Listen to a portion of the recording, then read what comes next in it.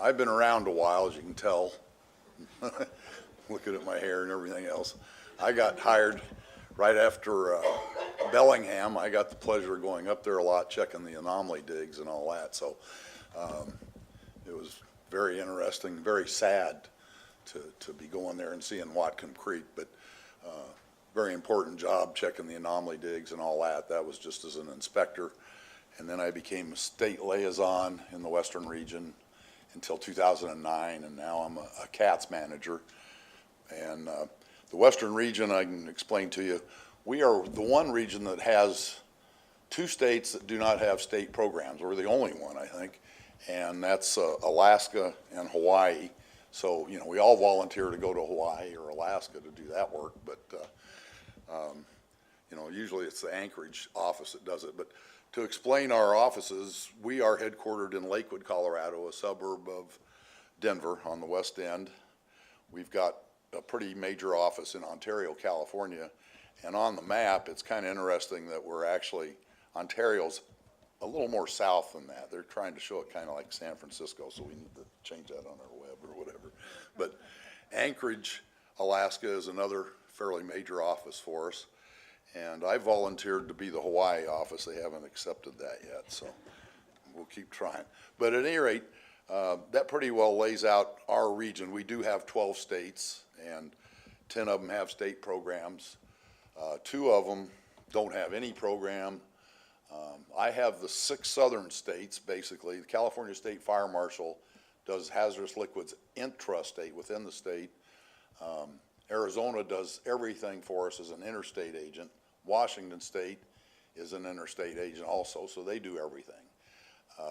Now, by an interstate agent, basically just they do everything except the enforcement, so we do the enforcement still, so we keep control over that. I'm sure Teresa could tell you more about that. But I was asked, since it's the western region, to talk about the infamous Aliso Canyon. So that's what I'm going to do. I'm not going to sit there and say what I do or don't do. I sometimes feel like a jack of all trades, and I'd like to be a master of all trades, but we do a very great variety of jobs. I mean, you're changing hats every minute, basically. But you're all aware, and it's been discussed here a little bit before, that you know, before and after October 23rd, 2015 was the day of the Aliso Canyon release, and you know, the first thing we get was calls, who regulates this, who does that. The California PUC regulates basically the horizontal stuff, and make it short and simple, the California Department of Conservation, Division of Oil and Gas, DOGGR, that's a heck of a bunch of initials for them, regulate the piping from the wellhead down. And that was based on, you know, California PUC had a memorandum of agreement, it was called, with DOGGR to do the downhole stuff. The thing that's interesting, we've got like 400 underground storage wells in the country. About 200 of them are going to be designated interstate, 200 of them will be designated intrastate. So what's that leading to for us? I'm getting kind of off this, but I want you to be aware that we're probably going to be adding a few state programs, because we're going to have to incorporate DOGGR, and not only DOGGR, but Colorado Oil and Gas. Any state that has an intrastate underground storage well that needs to be regulated, you know, then they're going to have to be kind of a separate state program. And if I'm wrong, Mr. Mayberry will correct me, I'm sure. but at any rate,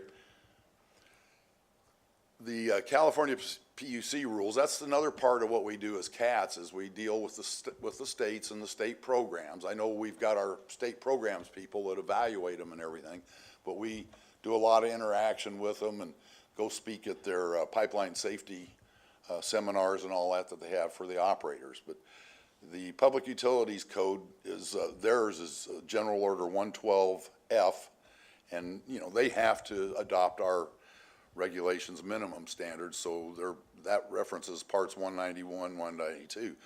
Now, they supervise and regulate every public utility in the state of California. What makes them unusual is a lot of the other intrastate operators take every intrastate pipeline. In California, that's why we have an Ontario office. because we do have a fire marshal who do the intrastate liquids. They only do the public utilities. Plus, they have a lot of master meters to do. So they have PG&E and what we call Sempra, San Diego Gas and Electric, and SoCal Gas, of course. So that's where they had Aliso Canyon's under SoCal Gas. Doggers rules, you know, we're learning more and more about that. We've got, you know, California has the laws for conservation of oil, gas, and geothermal resources. So they actually even have geothermal resource wells out there. And they have a code of regulations. That's their title and division. They have emergency regulation orders. Of course, the Dogger ended up issuing a couple of those. Just to give you an idea of the gas storage fields in California, wouldn't you know which one leaked? The one that had the most BCFs or billion cubic feet. Good old Aliso Canyon. You can see the years that they were established. You had 1941, that's a pretty old one, La Goleta.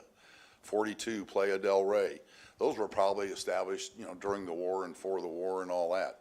1973, Aliso Canyon, 86 billion cubic feet. The next closest one to it's McDonald Island, 82 billion cubic feet. But you can see how much working gas is stored just in California alone. 385.4 billion cubic feet is the capacity there. Here's an incident timeline. I'm sure a lot of you are aware of it. It was all in the news and everything else.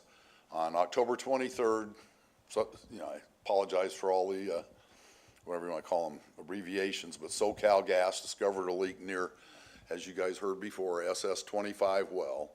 On October 24th, the first top kill operation was conducted.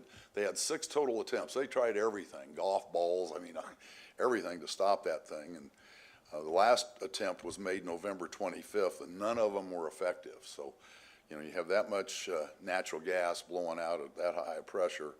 On November 16th, hello, on November 16th, 2015, a relief well number 1, which is P39A, was spudded in, and on December 10th, the Dogger supervisor issued an order, you know, that they needed to get this thing plugged, and that's basically what it said. But on February 12th, the SS-25 was finally controlled from the spudded well, which was P39A. So you can see how long it took to drill this, basically a relief well, to, you know, to put a stop to the leak. So I won't call it a leak. It was a pretty bad deal. But between February 15th and 18th, SS-25 was confirmed sealed, and March 4th, Dogger supervisor issued an order 1109 that, you know, they're basically not going to operate that dang thing. They've got the field shut down.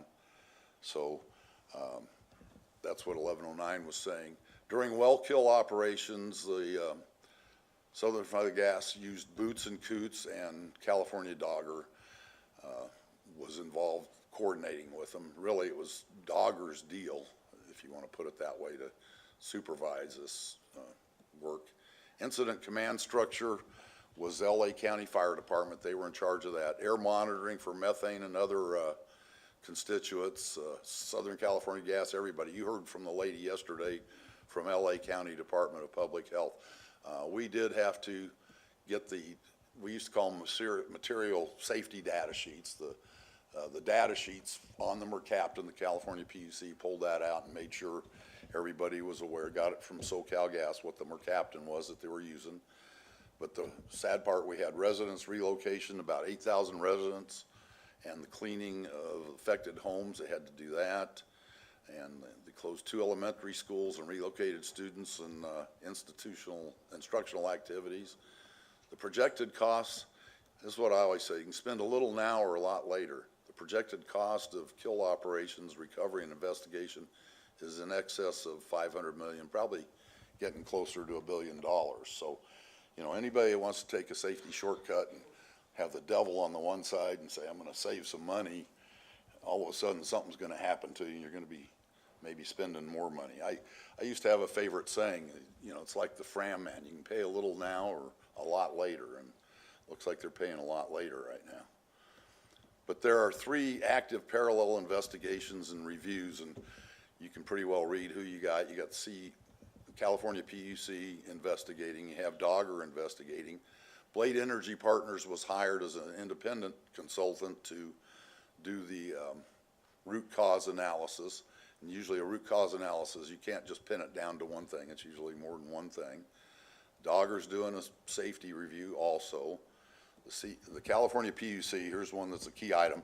No later than July 1st of 2017, they're going to open a proceeding to determine the feasibility of minimizing or actually eliminating the use of Aliso Canyon natural gas storage facility. So that's where that stands. Now, the main thing is we always have lessons learned, and there were a bunch of lessons learned in this. You know, of course, this is electric generators and industrial customers were affected or could be affected. They're going to establish in the early stage, you know, they need to establish in the early stage a unified incident command structure. The incident command structure commander to designate access, control, and restrictions, because they had a lot of people, you know, with all the news media and everything else trying to go in and out of there, and they had to keep that pretty well restricted. They need to establish roles and responsibilities and designate contacts. This sounds familiar to our pipeline emergency stuff. Establish effective and efficient communication systems. Establish effective response systems to address public concerns. And establish and coordinate environmental monitoring and affected agencies. So you think that's all the lessons learned? No, we got some more, about 3 pages of them. Establish plan to educate responding agencies about underground gas storage operations, especially before an emergency. And that's why we do our drills with the operators, and we like to, like Angela did, go participate in the drills. It's always a lot better to know who you're responding with and who you're working with before than after. I mean, in Denver, we're pretty intimate with EPA Region 8. In fact, on the valve incident a week or two ago, they've already called, and, you know, they're concerned and want us to communicate with them about, you know, we can't tell them where it might overpressure or anything, but they want to make sure the FRPs are in place, so we've been dealing with them on that. There we are, establish interagency coordination, and that's a lot of what we do as CATS too. Urgent need to update rules and regulations to address, and here we are. We know that we've got the underground storage rule trying to come out, going to be based, as I understand, Alan can correct me, is going to be based a lot on API 1170 and 1171. Alan keeps looking back there. He says, don't be referring to me. But he already did 2 talks yesterday. So at any rate, you know, the interim final rule should be out, he told me. I'm not approximately the end of the year. So one of the main things that I did in a prior life was corrosion control for well casings and stuff. And I hope, you know, we don't know what the cause was for this one, but I hope it was not a corrosion leak. So at any rate, the well construction standards, integrated storage well risk management program, advanced monitoring testing program, improved inspection regime and frequency, comprehensive emergency response plans and notifications. It's all similar to what we've been doing. Land use permitting is another big deal that they need to work with. You know, of course, Aliso Canyon was 1973, and Porter Ranch was built after 1973, but it's almost like the pipeline deal, you know. Everybody needs to consider what's where and when and try to work with each other. The last of the lessons learned is it was an urgent need to mandate an implementation of storage well integrity management program. We've got the pipeline integrity management program, have it identical pretty much to that. I mean, a lot of people say, well, we're doing the horizontal stuff right now. Now we're going to start doing the vertical. Well, it's a little different on the vertical. You know, it's almost like a double wall pipe. You've got the casing and the tubing, and you got a surface casing. Some places you got 3 different pipes in the ground right at the top. But threats and hazard identification, risk analysis and prioritization, remediation and implementation of P&M measures, continual well integrity evaluation, reassessment of threats. Sounds kind of like the TREMP, doesn't it? Limiting injection and withdrawal through production tubing only. See, this was allowed to happen between, you got the production tubing and you have the casing, and they could use both, the annulus between the tubing and the tubing. Now they're talking about just letting them go through the production tubing, the production string on injection and withdrawal through casing annulus. So that, I think, is my part of the story, so we'll go to Ian. We've hired a few Irish guys. Dave Mulligan's my other half on the northern half, and I tease now we're becoming an Irish group because we got Dave Mulligan, we've got Ian, and you got Sean, and we got Kelly, James Kelly, yeah. He's sort of half Irish. Half Irish, okay. But at any rate, you know, it's just interesting. It's a good group to work with, and I appreciate working with them. I also like working with the region, so, you know, we get to do a little of both, and I kind of like it. So if I didn't like the job, I wouldn't do it. That's all I'll say. Thank you guys very much.